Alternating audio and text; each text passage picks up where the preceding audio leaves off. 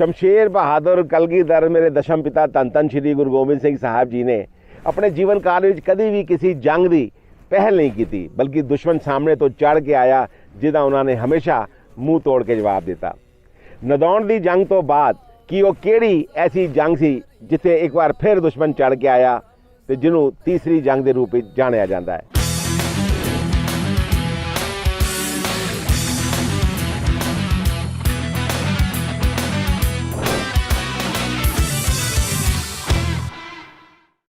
संगत जी, खोर नवे दिन की शुरुआत फतेह की सांझ नाल सारी संगतां नाल वाहिगुरू जी का खालसा वाहिगुरू जी की फतेह। आप सारिया संगतां दा एक बार फिर बहुत बहुत धन्यवाद जिहड़ा इन्ने प्यार नाल सारा programme spiritual journey of the turban traveller यात्रा धन धन श्री गुरु गोबिंद सिंह साहब जी सारे YouTube channel the turban traveller के नाल ही PTC सिमरन ते रोज़ाना वेखते हैगे हो। आप सब दा खैर मकदम, जी आयां नूं ते वेलकम। नदौण की जंग खत्म हुई तो गुरु साहब वापस आ गए आनंदपुर साहब। उस तो बाद की होया, उस तो बाद एक जंग होर हुई तो वो जंग जिथे हुई अज आप जी नूं असी उस थां दे उत्ते लैके जा रहे हैं जिहड़ा कि पिंड हैगा पलान। उत्थे एक सोहना जिहा गुरुद्वारा साहब हैगा। उस गुरुद्वारा साहब जी दे आप जी नूं अज दर्शन करावांगे ते उत्थे दा सारा इतिहास दसांगे कि अगली जंग का नां की सीगा, वो गुरुद्वारा साहब का नां की सीगा। तो ऐसा बहुत सारा इतिहास जिन्हों जान के आप जी नूं पता लगेगा कि गुरु साहब के जीवन में अगे वधदे वधदे की घटिया। आओ चलने गए पिंड पलान जिथे गुरुद्वारा साहब सुशोभित ने तो जानने हैं उत्थे दा सारा इतिहास। वाहिगुरू जी का खालसा वाहिगुरू जी की फतेह। वाहिगुरू जी वाह वाह रमज़ा तेरिया वे बाबा, वाह वाह रमज़ा तेरिया। वाहिगुरू जी वाहिगुरू, वाह वाह रमज़ा तेरिया वे बाबा, वाह वाह रमज़ा तेरिया वे। तेरी मौज चों वे तेरी फौज चों। वाहिगुरू जी वाहिगुरू, तेरी मौज चों वे तेरी फौज चों। बाबा मिलन दलेरिया, वाह वाह रमज़ा, वाह वाह रमज़ा तेरिया वे बाबा, वाह वाह रमज़ा तेरिया, वाह वाह रमज़ा तेरिया वे बाबा, वाह वाह रमज़ा तेरिया।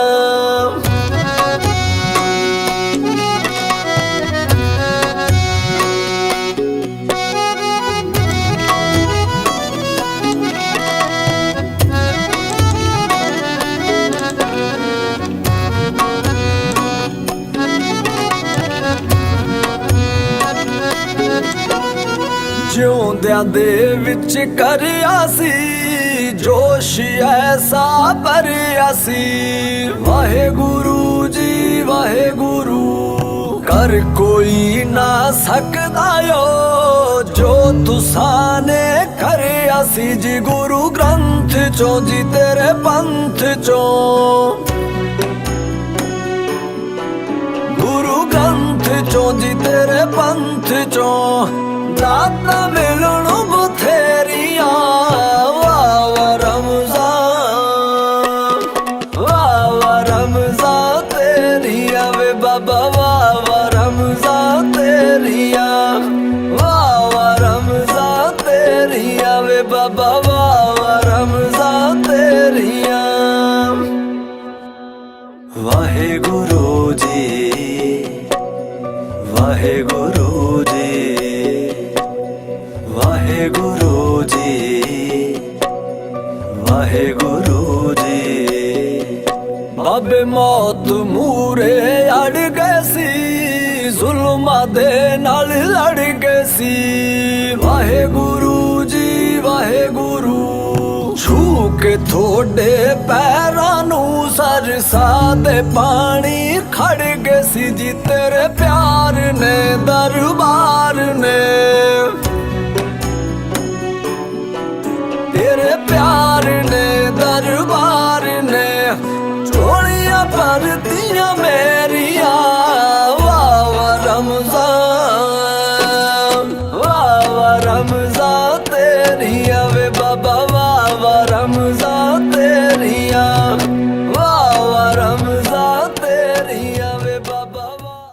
ਸੰਗਤ ਜੀ, ਹੁਣ ਅਸੀਂ ਆਪ ਜੀ ਨੂੰ ਲੈ ਕੇ ਆ ਗਏ ਹੈਗੇ ਆ ਉਸ ਥਾਂ ਦੇ ਉੱਤੇ ਜਿੱਥੇ ਧੰਨ ਧੰਨ ਸ਼੍ਰੀ ਗੁਰੂ ਗੋਬਿੰਦ ਸਿੰਘ ਸਾਹਿਬ ਜੀ ਦੀ ਇੱਕ ਜੰਗ ਦਾ ਇਤਿਹਾਸ ਜੁੜਿਆ ਹੋਇਆ ਹੈਗਾ, ਜਿਹੜਾ ਕਿ ਭਾਈ ਕਾਹਨ ਸਿੰਘ ਜੀ ਨਾਭਾ ਜੀ ਦੇ ਮਹਾਨ ਕੋਸ਼ ਵਿੱਚ ਜਿਹਦਾ ਵਰਣਨ ਹੈ। ਪਲਾਨ ਉਹ ਪਿੰਡ ਹੈਗਾ ਜਿਹਦੇ ਬਾਰੇ ਵਿੱਚ ਭਾਈ ਸਾਹਿਬ ਜੀ ਨੇ ਜ਼ਿਕਰ ਕੀਤਾ ਹੈਗਾ, ਤੇ ਅਸੀਂ ਆਪ ਜੀ ਨੂੰ ਉसी ਪਲਾਨ ਪਿੰਡ ਵਿੱਚ ਲੈ ਕੇ ਆਏ ਹੈਗੇ ਆ। ਇਹਦਾ ਜ਼ਿਲ੍ਹਾ ਜਿਹੜਾ ਹੈਗਾ ਉਹ ਰੋਪੜ ਹੈ, ਤਹਿਸੀਲ ਇਹਦੀ ਲੱਗਦੀ ਹੈ ਨੰਗਲ ਦੀ। ਇੱਥੇ ਇੱਕ ਸੋਹਣਾ ਜਿਹਾ ਗੁਰਦੁਆਰਾ ਸਾਹਿਬ ਸ਼ੋਭਾਇਮਾਨ ਹੈ, ਜਿਸ ਨੂੰ ਗੁਰਦੁਆਰਾ ਸ਼੍ਰੀ ਦਸ਼ਮੇਸ਼ਗੜ੍ਹ ਦੇ ਨਾਮ ਤੇ ਜਾਣਿਆ ਜਾਂਦਾ ਹੈ। ਕੁਝ ਲੋਕਾਂ ਦਾ ਇਹ ਵੀ ਕਹਿਣਾ ਹੈਗਾ ਕਿ ਇਹਦਾ ਪੁਰਾਤਨ ਨਾਮ ਗੁਰਦੁਆਰਾ ਸ਼੍ਰੀ ਮੰਜੀ ਸਾਹਿਬ ਸੀਗਾ। ਇਹ ਸਾਰਾ ਕੁਝ ਸ਼ੋਧ ਤੇ ਰਿਸਰਚ ਦਾ ਵਿਸ਼ਾ ਹੈਗਾ। ਸਾਨੂੰ ਜੋ ਇਨਫੋਰਮੇਸ਼ਨ ਮਿਲੀ ਉਹਦੇ ਨਾਲ ਇਹ ਦੱਸਿਆ ਜਾਂਦਾ ਹੈਗਾ ਕਿ ਇਸ ਸਥਾਨ ਦੇ ਉੱਤੇ ਜੰਗ ਹੋਈ ਸੀ। ਇੱਥੇ ਇੱਕ ਪੁਰਾਣਾ ਕਿਲਾ ਵੀ ਹੋਇਆ ਕਰਦਾ ਸੀਗਾ, ਜਿਹਦੇ ਸਥਾਨ ਦੇ ਉੱਤੇ ਹੁਣ ਸਕੂਲ ਬਣਿਆ ਹੋਇਆ ਹੈਗਾ। ਅਨੰਦਪੁਰ ਸਾਹਿਬ ਜੀ ਤੋਂ ਇਹ ਸਥਾਨ ਤਕਰੀਬਨ 15 ਕਿਲੋਮੀਟਰ ਦੀ ਦੂਰੀ ਦੇ ਉੱਤੇ ਹੈਗਾ, ਤੇ ਦਿੱਲੀ ਇੱਥੋਂ 330 ਕਿਲੋਮੀਟਰ ਦੂਰ ਹੈ। ਰੇਲਵੇ ਸਟੇਸ਼ਨ ਆਪ ਜੀ ਨੰਗਲ ਦਾ ਵੀ ਵਰਤ ਸਕਦੇ ਹੈਗੇ ਹੋ, ਤੇ ਅਨੰਦਪੁਰ ਸਾਹਿਬ ਜੀ ਦਾ ਵੀ ਵਰਤ ਸਕਦੇ ਹੈਗੇ ਹੋ, ਤੇ ਇਹ ਹਾਲ ਬੱਸ ਸਟੇਸ਼ਨ ਦਾ ਵੀ ਹੈਗਾ। ISBT ਅਨੰਦਪੁਰ ਸਾਹਿਬ ਵੀ ਯੂਜ਼ ਕਰ ਸਕਦੇ ਹੈਗੇ ਹੋ, ਤੇ ਨੰਗਲ ਵੀ ਯੂਜ਼ ਕਰ ਸਕਦੇ ਹੈਗੇ ਹੋ, ਕਿਉਂਕਿ ਦੋਨਾਂ ਦਾ ਜਿਹੜਾ ਡਿਸਟੈਂਸ ਹੈਗਾ ਉਹ ਤਕਰੀਬਨ 15 ਕਿਲੋਮੀਟਰ ਇਸ ਪਾਸੇ ਤੇ 15 ਕਿਲੋਮੀਟਰ ਉਸ ਪਾਸੇ ਹੈਗਾ। ਏਅਰਪੋਰਟ ਜਿਹੜਾ ਹੈ ਉਹ ਚੰਡੀਗੜ੍ਹ ਵਿੱਚ ਹੈ, ਤਕਰੀਬਨ 100 ਕਿਲੋਮੀਟਰ ਦੀ ਦੂਰੀ 'ਤੇ ਹੈ। ਇਤਿਹਾਸ ਵਿੱਚ ਜਿਸ ਜੰਗ ਦਾ ਜ਼ਿਕਰ ਆਇਆ ਹੈਗਾ ਉਹ ਦੱਸਿਆ ਜਾਂਦਾ ਹੈਗਾ ਕਿ ਸਤਲੁਜ ਦੇ ਕੰਢੇ ਦੇ ਉੱਤੇ ਹੋਈ ਸੀਗੀ। ਇੱਥੋਂ ਸਤਲੁਜ ਦਾ ਕੰਢਾ ਵੀ ਬਿਲਕੁਲ ਨੇੜੇ ਹੈ। ਪਹਿਲੇ ਦੱਸਿਆ ਜਾਂਦਾ ਹੈ ਕਿ ਇਸ ਬਿਲਕੁਲ ਗੁਰਦੁਆਰਾ ਸਾਹਿਬ ਦੇ ਪਿੱਛੇ ਹੀ ਸਤਲੁਜ ਵਗਦੀ ਸੀਗੀ, ਹੁਣ ਥੋੜੀ ਦੂਰ ਦੇ ਉੱਤੇ ਹੈਗੀ। ਸੋ ਇਸ ਥਾਂ ਦੇ ਉੱਤੇ ਕਿਲਾ ਵੀ ਸੀਗਾ, ਸਤਲੁਜ ਦਰਿਆ ਵੀ ਸੀਗਾ, ਇੱਕ ਇਤਿਹਾਸ ਵੀ ਹੈਗਾ। ਇਹ ਸਾਰਾ ਕੁਝ ਜਿਹੜਾ ਅੱਜ ਆਪ ਜੀ ਨਾਲ ਅਸੀਂ ਸਾਂਝਾ ਕਰਾਂਗੇ ਉਹ ਸਾਰਾ ਇਤਿਹਾਸ ਦਾ ਵਿਸ਼ਾ ਹੈਗਾ। ਇੱਕ ਪ੍ਰੋਬੇਬਿਲਿਟੀ ਹੈ ਕਿ ਇਹ ਸਥਾਨ ਉਹ ਹੋ ਸਕਦਾ ਹੈਗਾ ਜਿੱਥੇ ਇਹ ਸਾਰਾ ਕੁਝ ਘਟਿਆ, ਕਿਉਂਕਿ ਸਾਰੀਆਂ ਚੀਜ਼ਾਂ ਇਹਦੇ ਤਰਫ ਇਸ਼ਾਰਾ ਕਰਦੀਆਂ ਨੇ ਕਿ ਇਹ ਉਹੀ ਸਥਾਨ ਹੋ ਸਕਦਾ ਹੈਗਾ। ਇਤਿਹਾਸ ਦੇ ਅੰਦਰ ਜਿਹੜੀ ਜੰਗ ਦੀ ਘਟਨਾ ਆਈ ਹੈਗੀ ਉਹ ਹੈ ਪਲਾਨ ਦਾ ਜ਼ਿਕਰ ਆਇਆ ਹੈਗਾ। ਆਪ ਜੀ ਨਾਲ ਜਿਸ ਵਕਤ ਅਦਨ ਮੱਥਾ ਟੇਕਣ ਤੋਂ ਬਾਅਦ ਆਪ ਜੀ ਨਾਲ ਸਾਂਝਾ ਕਰਾਂਗੇ ਸਾਰਾ ਇਤਿਹਾਸ, ਉਹਦੇ ਦੱਸਾਂਗੇ ਕਿ ਕੀ ਚੀਜ਼ ਕਿਸ ਕਿਸ ਤਰੀਕੇ ਨਾਲ ਹੋਈ। 2 ਜੰਗਾਂ ਹੋ ਚੁੱਕੀਆਂ ਸੀਗੀਆਂ, ਪਹਿਲੇ ਪੰਗਾਣੀ ਦੀ ਤੇ ਨਦੌਣ ਦੀ। ਉਹਦੇ ਬਾਅਦ 3 ਜੰਗਾਂ ਦਾ ਜਿਹੜਾ ਜ਼ਿਕਰ ਆਉਂਦਾ ਹੈਗਾ ਉਸ ਦੇ ਨਾਲ ਇਹ ਸਾਰਾ ਇਹ ਏਰੀਆ ਜੁੜਿਆ ਹੋਇਆ ਹੈਗਾ ਜਿਹਦੇ ਵਿੱਚ ਪਲਾਨ ਦਾ ਜ਼ਿਕਰ ਆਇਆ ਹੈ। ਤੋ ਚੱਲਨੇ ਅੰਦਰ, ਮੱਥਾ ਟੇਕਨੇ ਆ, ਫਿਰ ਆਪ ਜੀ ਨਾਲ ਬੈਠ ਕੇ ਸਾਰਾ ਇਤਿਹਾਸ ਸਾਂਝਾ ਕਰਾਂਗੇ। ਵਾਹਿਗੁਰੂ ਜੀ ਕਾ ਖਾਲਸਾ, ਵਾਹਿਗੁਰੂ ਜੀ ਕੀ ਫਤਿਹ।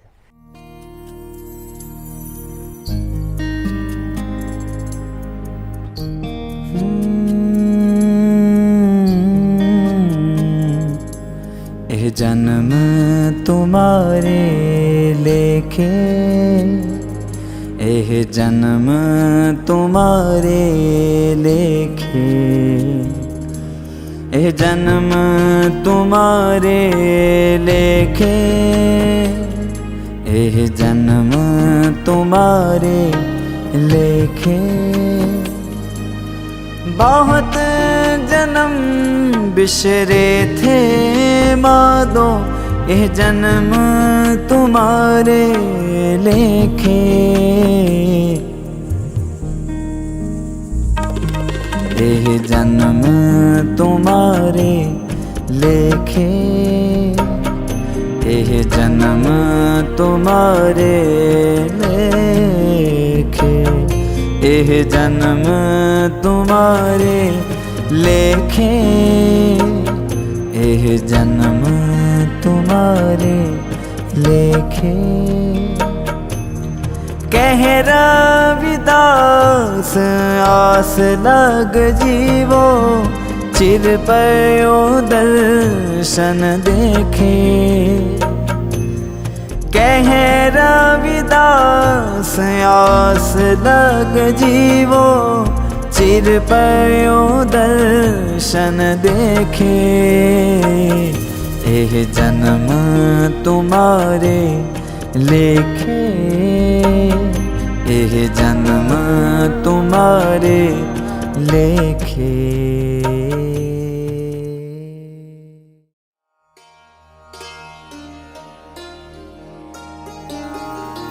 जप मन मेरे गोविंद की बाणी, जप मन मेरे गोविंद की बाणी।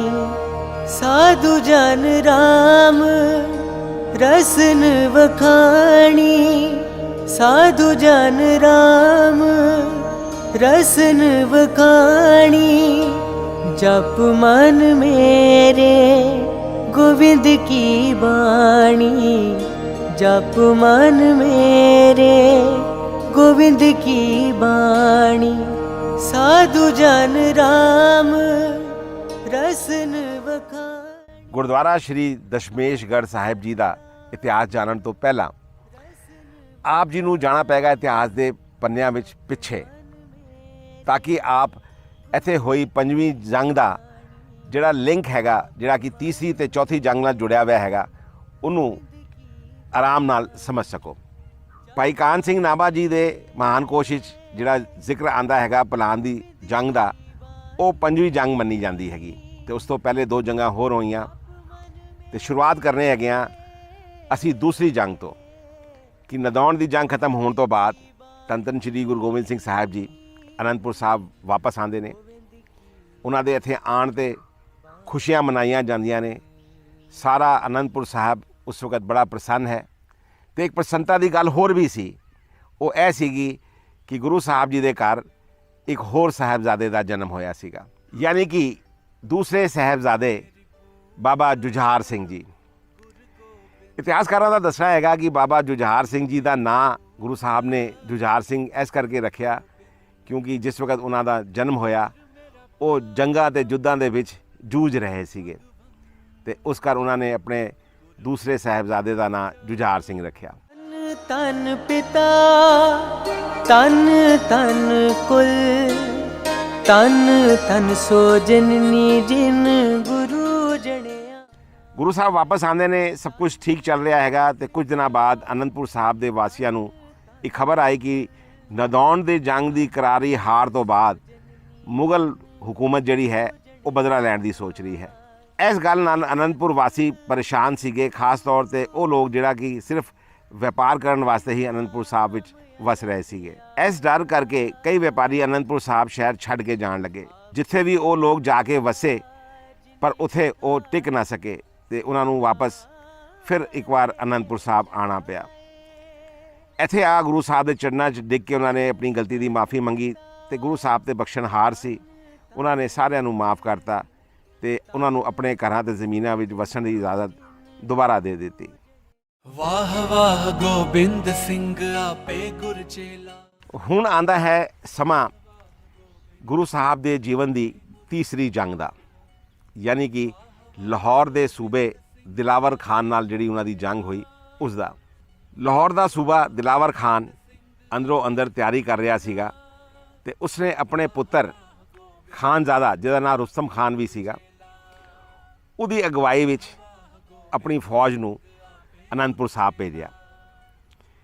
ਅਨੰਦਪੁਰ ਸਾਹਿਬ ਉਹ ਆਏ ਸੀ ਆਪਣੀ ਹਾਰ ਦਾ ਬਦਲਾ ਲੈਣ ਵਾਸਤੇ। ਦੂਰੋਂ ਜਿਸ ਵਕਤ ਸਿੰਘਾਂ ਨੂੰ ਪਤਾ ਲੱਗਦਾ ਹੈਗਾ ਫੌਜਾਂ ਦੇ ਆਉਣ ਦਾ, ਅਤੇ ਉਹ ਆ ਕੇ ਗੁਰੂ ਸਾਹਿਬ ਜੀ ਨੂੰ ਦੱਸਦੇ ਨੇ ਕਿ ਫੌਜਾਂ ਅਨੰਦਪੁਰ ਸਾਹਿਬ ਕਿਲ੍ਹੇ ਦੇ ਵੱਲ ਵੱਧ ਰਹੀਆਂ ਨੇ। ਗੁਰੂ ਸਾਹਿਬ ਨੇ ਆਪਣੇ ਸਿੰਘਾਂ ਨੂੰ ਤਿਆਰ ਰਹਿਣ ਵਾਸਤੇ ਆਖਿਆ ਅਤੇ ਆਪਣੀ ਟੁਕੜੀਆਂ ਨੂੰ ਅੱਗੇ ਵੱਧ ਕੇ ਮੁਗਲ ਫੌਜ ਦਾ ਸਾਹਮਣਾ ਕਰਨ ਵਾਸਤੇ ਆਦੇਸ਼ ਦਿੱਤੇ। ਕਿਲ੍ਹੇ ਦੇ ਉੱਤੋਂ ਸਿੰਘਾਂ ਦੀ ਫੌਜਾਂ ਲਲਕਾਰੇ ਮਾਰ ਰਹੀਆਂ ਸੀਗੀਆਂ ਅਤੇ ਦੂਜੇ ਪਾਸੇ ਗੁਰੂ ਸਾਹਿਬ ਜੀ ਦੀਆਂ ਤੋਪਾਂ ਉਹ ਲਿਸ਼ਕਾਰੇ ਮਾਰ ਰਹੀਆਂ ਸੀਗੀਆਂ। ਮੁਗਲ ਫੌਜਾਂ ਨੂੰ ਇਹ ਲੱਗਿਆ ਕਿ ਸਿੰਘ ਬਹੁਤ ਗਿਣਤੀ ਵਿੱਚ ਨੇ ਅਤੇ ਉਹਨਾਂ ਦਾ ਮੁਕਾਬਲਾ ਨਹੀਂ ਕੀਤਾ ਜਾ ਸਕਦਾ। ਦੂਜੇ ਪਾਸੇ ਬਾਰਿਸ਼ ਸ਼ੁਰੂ ਹੋ ਗਈ। ਬਾਰਿਸ਼ ਕਰਕੇ ਪਹਾੜਾਂ ਤੋਂ ਪਾਣੀ ਥੱਲੇ ਆਉਣ ਲੱਗਿਆ ਅਤੇ ਨਦੀ ਦਾ ਜਲ ਸਤਰ ਉਹ ਵੀ ਵਧਣਾ ਸ਼ੁਰੂ ਹੋ ਗਿਆ। ਇਹ ਸਾਰਾ ਕੁਝ ਵੇਖ ਖਾਨਜ਼ਾਦਾ ਦਿਲਾਵਰ ਖਾਨ ਦਾ ਪੁੱਤਰ ਉਹ ਘਬਰਾ ਗਿਆ ਅਤੇ ਉਸਨੇ ਆਪਣੀ ਫੌਜਾਂ ਨੂੰ ਪਿੱਛੇ ਮੁੜਨ ਦਾ ਹੁਕਮ ਦਿੱਤਾ। ਹੱਕ ਹੱਕ ਅਗਾ ਗੁਰੂ ਗੋਬਿੰਦ ਸਿੰਘ, ਸ਼ਾਹੇ ਸ਼ਹਿਨਸ਼ਾਹ ਗੁਰੂ ਗੋਬਿੰਦ ਸਿੰਘ।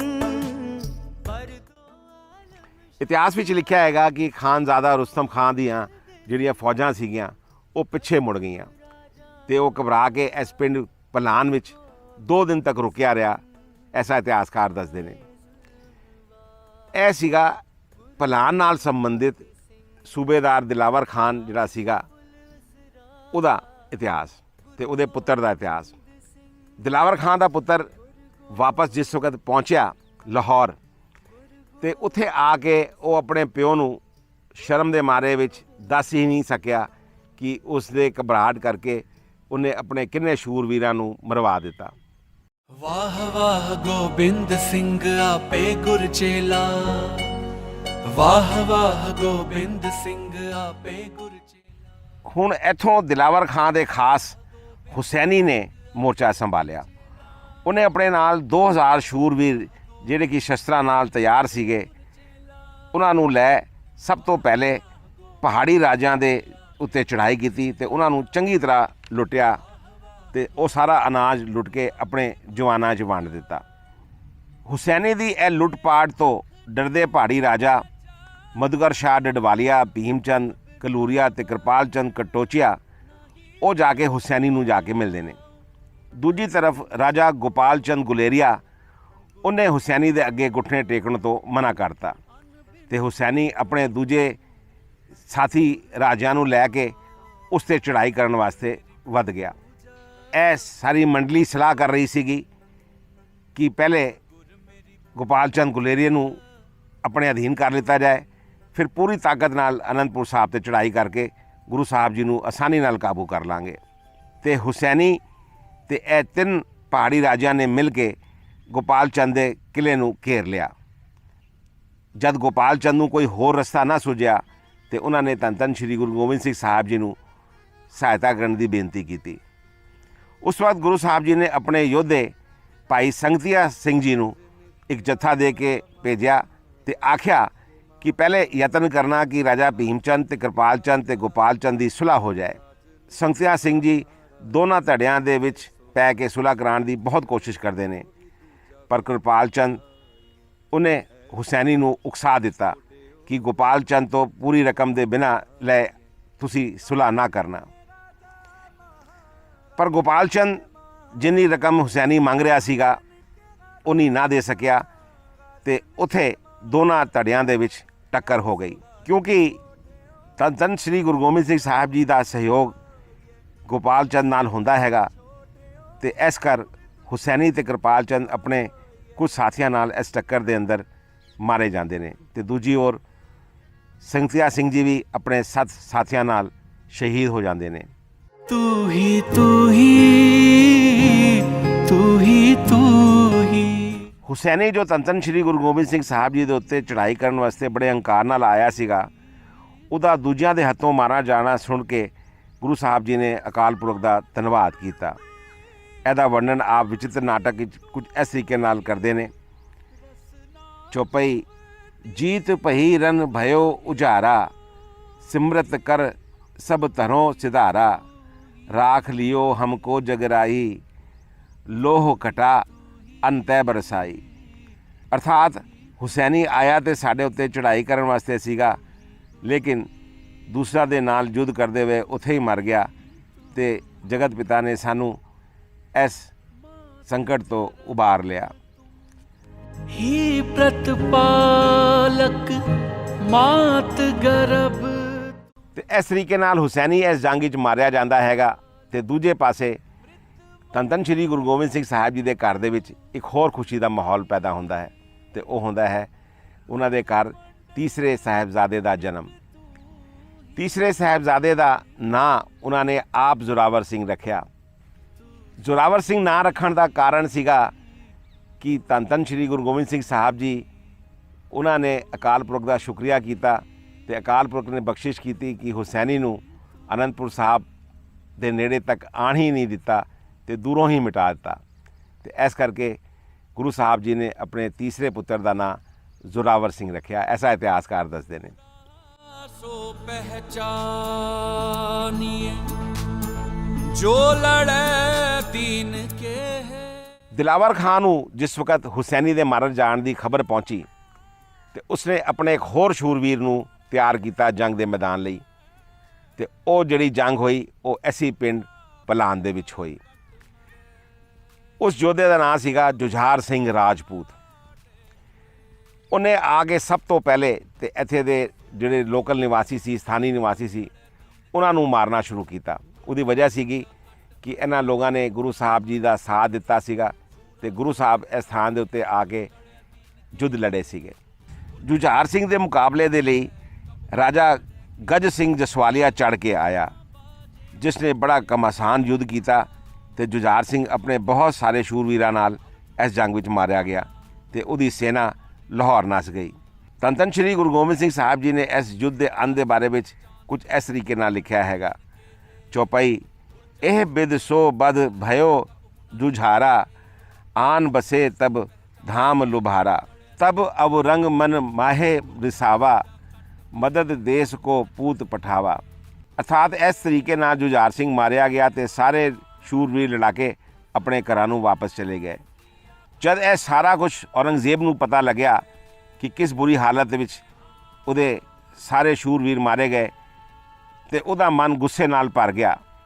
ਉਸ ਵਕਤ ਉਹਨੇ ਆਪਣੇ ਪੁੱਤਰ ਸ਼ਹਿਜ਼ਾਦਾ ਮੁਅੱਜ਼ਮ, ਜਿਹਨੂੰ ਬਾਅਦ ਵਿੱਚ ਬਹਾਦਰ ਸ਼ਾਹ ਦੇ ਨਾਂ 'ਤੇ ਜਾਣਿਆ ਗਿਆ, ਉਹਨੂੰ ਪੰਜਾਬ ਭੇਜਣ ਦਾ ਨਿਸ਼ਚਾ ਕੀਤਾ।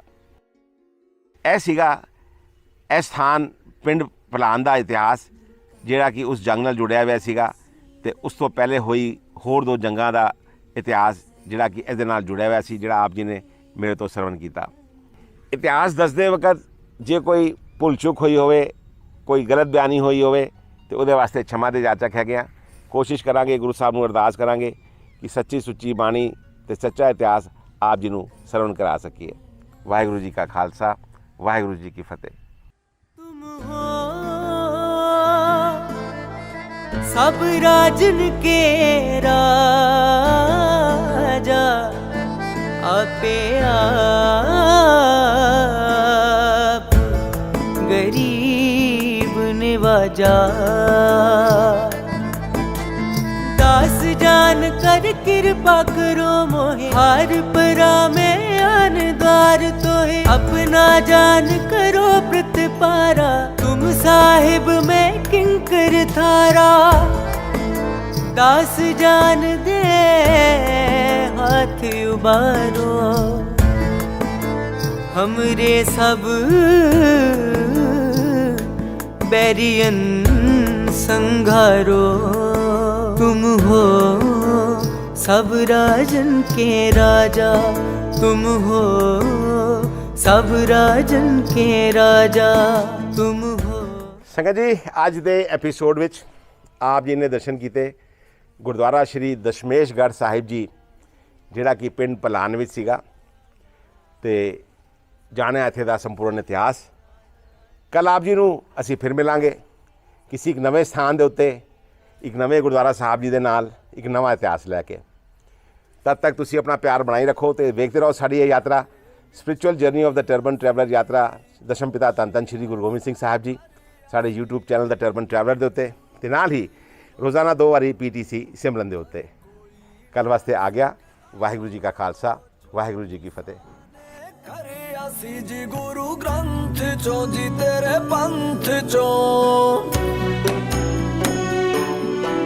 ਗੁਰੂ ਗ੍ਰੰਥ ਚੋਂ ਜੀ ਤੇਰੇ ਪੰਥ ਚੋਂ, ਦਾਤਾਂ ਮਿਲਣ ਬਥੇਰੀਆਂ, ਵਾਹ ਵਾਹ ਰਮਜ਼ਾਨ, ਵਾਹ ਵਾਹ ਰਮਜ਼ਾਨ ਤੇਰੀਆਂ ਵੇ ਬਾਬਾ, ਵਾਹ ਵਾਹ ਰਮਜ਼ਾਨ ਤੇਰੀਆਂ, ਵਾਹ ਵਾਹ ਰਮਜ਼ਾਨ ਤੇਰੀਆਂ ਵੇ ਬਾਬਾ, ਵਾਹ ਵਾਹ ਰਮਜ਼ਾਨ ਤੇਰੀਆਂ। ਵਾਹਿਗੁਰੂ ਜੀ, ਵਾਹਿਗੁਰੂ ਜੀ, ਵਾਹਿਗੁਰੂ ਜੀ, ਵਾਹਿਗੁਰੂ ਜੀ। ਬਾਬੇ ਮੌਤ ਮੂਰੇ ਅੜ ਗਏ ਸੀ, ਜ਼ੁਲਮਾਂ ਦੇ ਨਾਲ ਲੜ ਗਏ ਸੀ। ਵਾਹਿਗੁਰੂ ਜੀ ਵਾਹਿਗੁਰੂ, ਛੂ ਕੇ ਥੋ